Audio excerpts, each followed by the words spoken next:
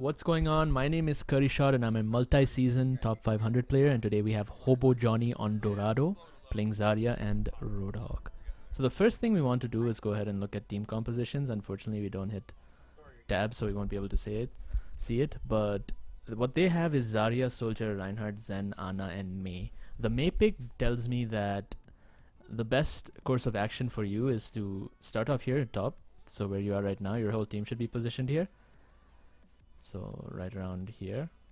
And now what you really want to do is just drop back and hold choke with Mei and wall people off.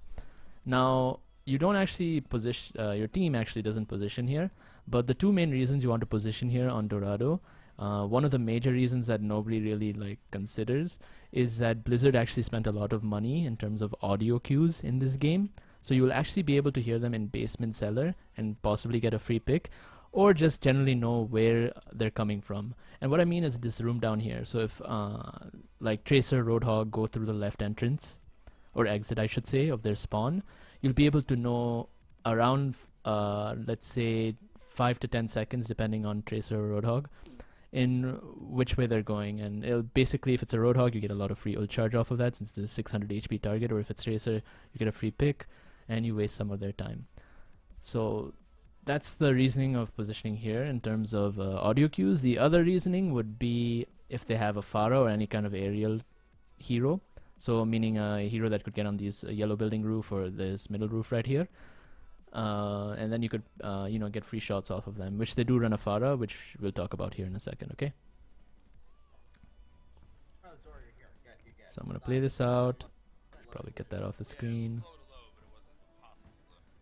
So this is what we're going to get into right here. Is you shouldn't be the one scouting right now. This is very, very dangerous, risky. You can just wait 15 seconds and get the same result. You just hit tab and you can see what they have without scouting it out yourself. So right here, I'm going to pause. You notice that they have Pharah up here. If you were positioning where I said earlier, she was up there. Draw a little arrow. Okay. So you have an Ana, you have a Zen, and you have a Soldier, right? So with Reinhardt shield, if they stand behind Reinhardt shield, they should easily be able to kill her right there by discording her, and then Ana can shoot at her, Soldier can shoot at her. She's basically a free kill. She does pick off your Soldier, which tells me he wasn't playing behind shield.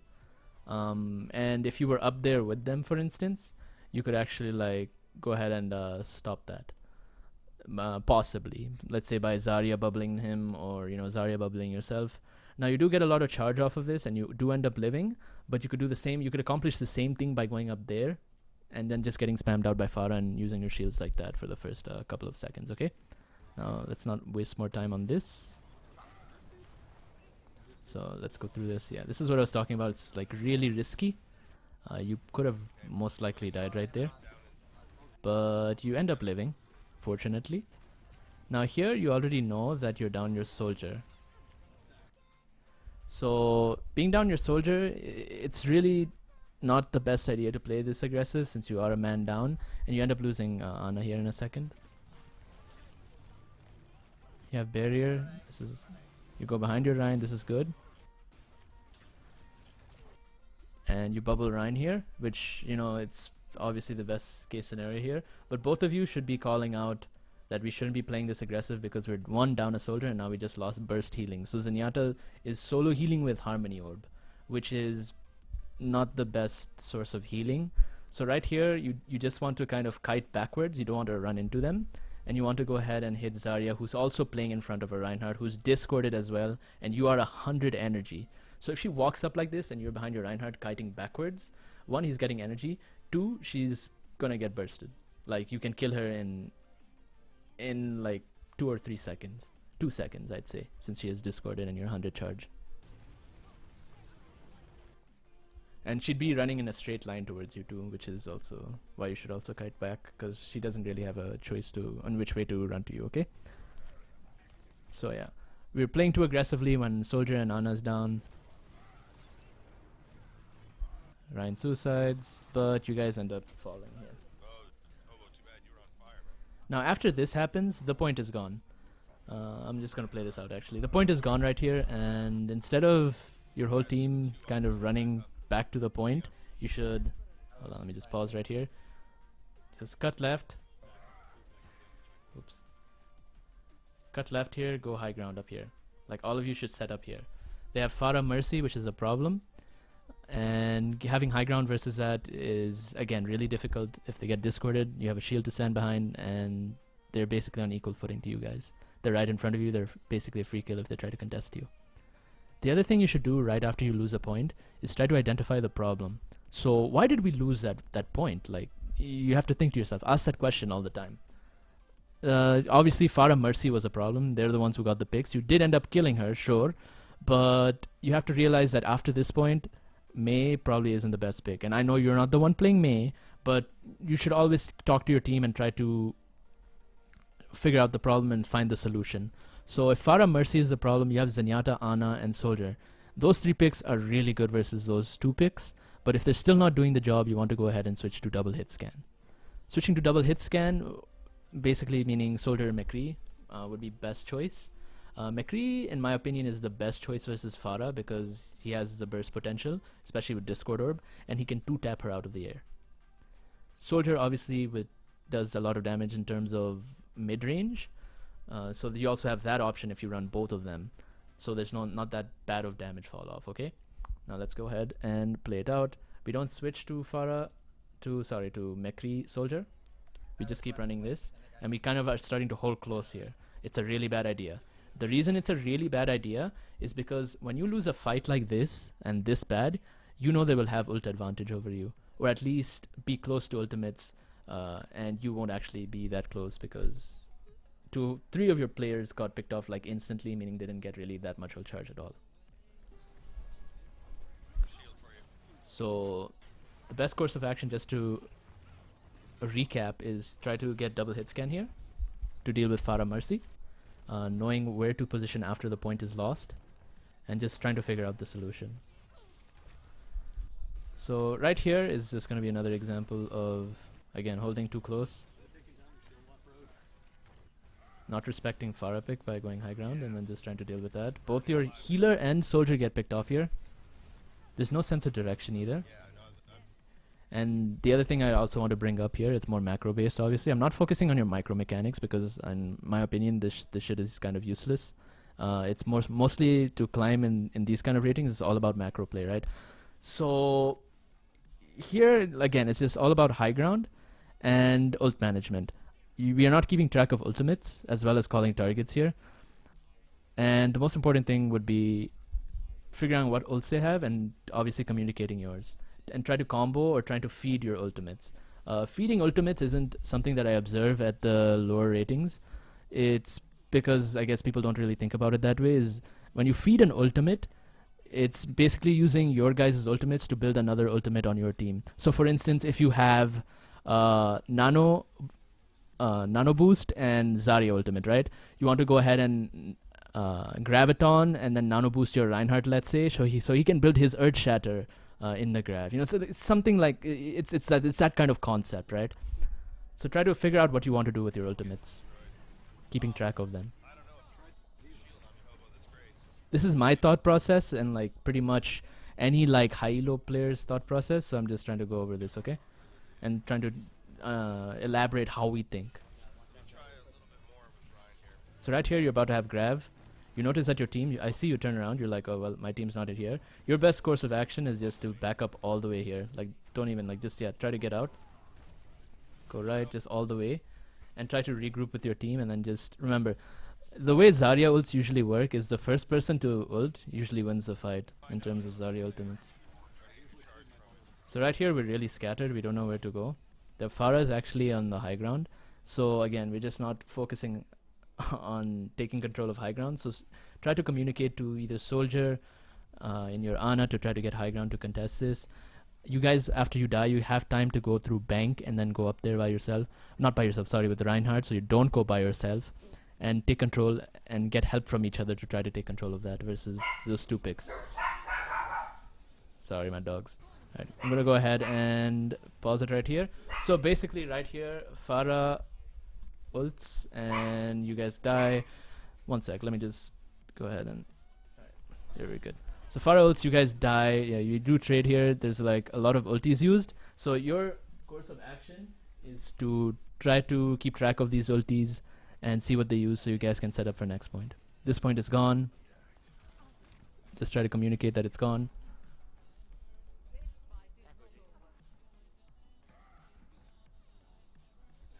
And here it brings up the next point. This is something that I observe in every rating, not just like the low ratings. It's like every rating, sometimes trickling just happens. And the best course of action for this, the best solution to this, I should say, is just go ahead and wait at spawn, go to spawn, wait for 6, and come out together. Because if this happens, you guys will never stabilize, and they just get free card push the entire time until you guys stabilize, which you guys actually don't end up doing. This is why you guys got snowballed so hard, is because you guys don't know where to set up, and you just trickle. So right here, Reinhardt charges. The whole team isn't even there, I'm pretty sure. You guys are 3 down. So the best thing to do right here is just to die. Die on card. Because you're probably going to die anyway. There's no way you're getting out of this. I mean, there's 5 people there. And you don't have a speed boost either. Yeah. So the best thing is just to die on card there so they don't get any room. As well as being able to group up with your team and come out together, okay?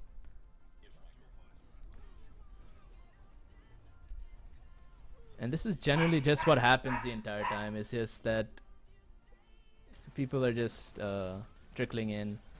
You do call out that you need a flanker. You don't need a flanker. You just need double hit scan.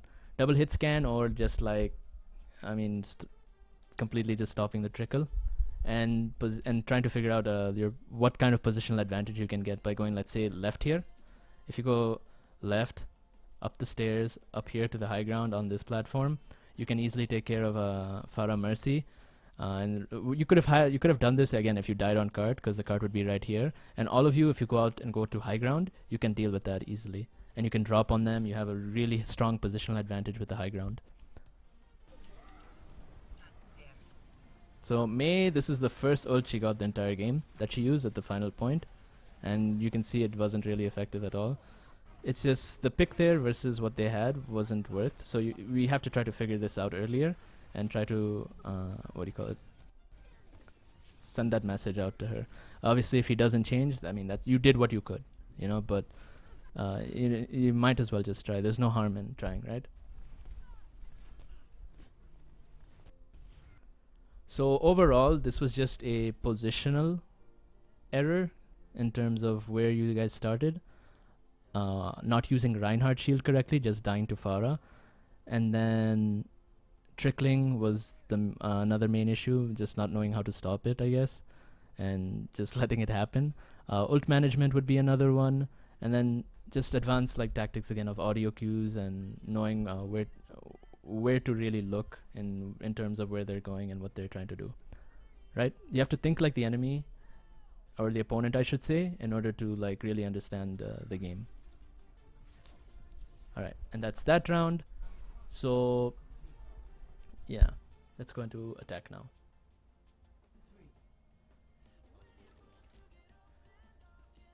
So right here, you guys have the strategy. I'm going to fast forward here for a little bit. You guys have the strategy to like go through left room. Remember what I said about audio cues? If they have a player that's actually, you know, obviously using a headset, not speakers, because it's really hard to pick up on speakers. But if they're using a headset, you know, and they actually like know what to look for, they will hear you when you get into the basement here. So Roadhog especially, Tracer especially, they will hear you. It's best also to go ahead and push cart here. I don't really like this strategy, going left early, again, because they can hear you. You guys are not crouch walking. They can easily pick on them. When you crouch walk, obviously your footsteps are more muffled. Here, although I don't like the strategy, Reinhardt is way out of position. They are not using the Reinhardt shield up here. So he was a free kill and your team just walked away. So it's very important to do callouts like this so they know that to kill this guy, because one, he has no LOS. His healer has no LOS of him. He's just dead here. He doesn't end up dying, but he should have been dead here. He does die like a couple seconds later, but that's because he dropped shield. So it's not the same. Because he could have easily gotten out of this if he just played it correctly. So here he gets Zarya shield, all of that. Get health back. Also, it's another thing. It's just micro mechanics. I don't like to focus on this, but it's important to, instead of taking health packs with Roadhog, just use your own healing thing. So healing, what is this called? I don't know what it's called. But the thing that self heals you to build up your ultimate, because you actually get your ultimate fairly quickly with that. So it's very important that you do that, rather than relying on health packs. So here, Symmetra dies. They're down 1. Now I just want you to notice that the cart's going nowhere. Hanzo just died, I believe, on card, so he was contesting it solo. But you get 2 picks here. Your immediate course of action here, actually you get 3. There's 3 people down right now. What that tells me is just try to keep 3 on cart right now. So right now you have 2 and it goes down to 1. But you come down, but you come back. Oh, and he leaves too. That's awkward. But just try to communicate to your team to have 3 on card so it moves quickly. Here you should push up with your tracer. Just try to kill this Zarya, or Mercy actually. Mercy was there. Mercy should be a priority target because obviously she can res. She's here on stairs. She's actually really out of position. You have Reinhardt up here too, so she's actually gonna get sandwiched if we play this correctly, right? She should be dead, 100%. She doesn't end up dying. We kind of don't focus her at all. There's no emphasis on the Mercy. You have a flanker, a Roadhog. All of these things should be able to kill her relatively easy. So Tracer takes out teleporter. She ends up suiciding for it. It's still an okay trade. I mean, I don't think she had to suicide. I think she probably used bomb for it too. I believe I heard that in comms. So right here is just an example of calling out targets. There's like 3 different targets called. At least people are calling targets now. But yeah, it's really important to hit what's on card first, and try to hit the, or if, okay, Hanzo was isolated right actually here. So killing Hanzo would probably be the best course of action because he is the highest priority threat and he did kill 3 of your teammates. In retrospect, I mean, yeah, he was out of position. But normally, I see where you're coming from. It is good to hit what's on card. But if there is a high priority DPS way out of position on the right side like he was, just hook him and kill him. And then focus what's on card because he does kill your entire team here. So right here, it's back to trickling. 3 of your teammates die. It's very important to know that the fight is lost here. Their team is on the way back with teleporters, so that means they'll be here a lot faster than your team, right? So right here, when everybody's dead, you should just back out all the way. Just get out. There's no reason to be on the cart. You can be feeding ult charge right here. Not only that, but you're preventing an actual push from coming out. So back up all the way here. You end up dying, and this is just wasting time basically, right? Your priority should be to kill TP.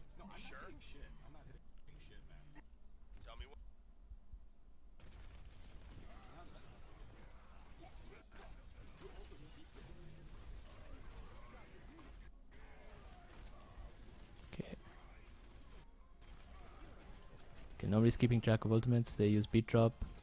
You guys are not talking about what ults to use here. It's very important to obviously hit tab all the time and try to figure out what ults you want to use.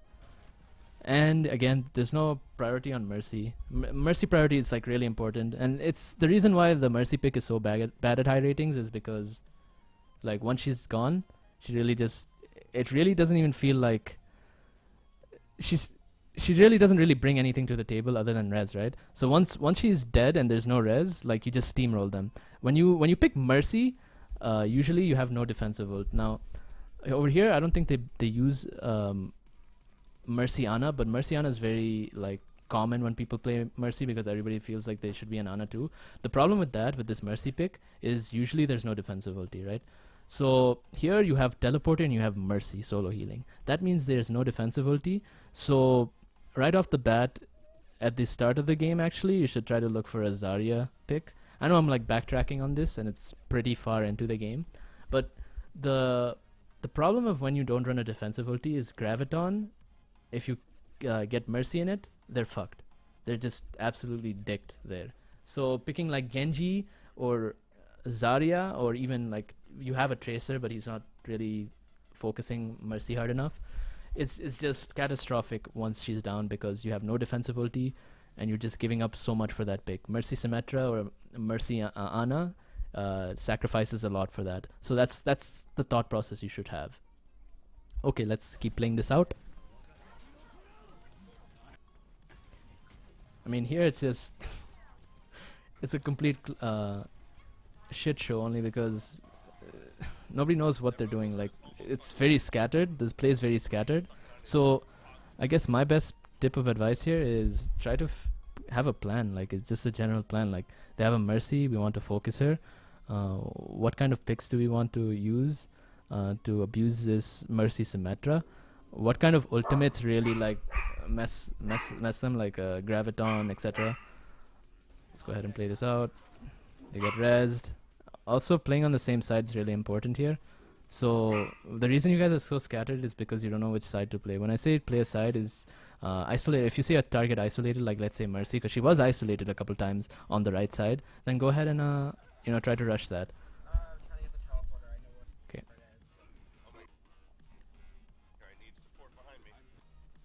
Now when you switch to Diva, Diva again it's not the best choice. I mean, she really doesn't bring anything right now as the meta stands, in my opinion. They're just a lot better picks for what she does, especially after the nerfs. So I don't know. Should probably pick like maybe Winston here. Also, Winston would have got a lot of value. Maybe not versus Roadhog, but versus Symmetra Mercy, he would have gotten a lot of value. I mean, this is pretty much the end of the game here. Yeah. It was just basically positioning, trickling, and that kind of stuff. More so than, let's say, mechanical play and micro play, which everybody seems to focus on. So instead of trying to look at your barrier usage or any of that, which you'll probably get a lot of advice from others to look at, don't look at any of that. You should look at macro play and look at the type of game knowledge again that you need to win these games, because these are fundamental issues. They're not micro like your mechanics, dude. Your mechanics are fine. You know how to aim. There's nothing wrong with that. So don't focus on how to aim. Focus on game knowledge, where to position, audio cues. Focus on everything that's important in terms of what gives you an advantage over others. Aim can give you an advantage, but if you know the game and you can go ahead and elaborate that to your team and try to get them to understand, so you're all on the same page, you will win 100 times more games than you would if you had better aim. Okay, and that's all I really have to say. Let me know what you think of in the comments, and drop a subscribe, a like, if you would like to see more of this kind of stuff. Okay, this is it for me, and I will see you next video.